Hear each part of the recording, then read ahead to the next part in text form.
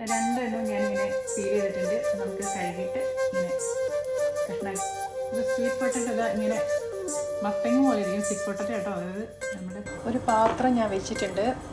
അതിലേക്ക് നമുക്ക് കുറച്ച് ഒലീവ് ഓയിലാട്ടോ ഒഴിക്കുന്നത്. ഒലീവ് ഓയിൽ ഇതിലേക്ക് നമുക്ക് ഇതിലേക്ക് കുറച്ച് ഉപ്പ് വിതറിയിട്ട്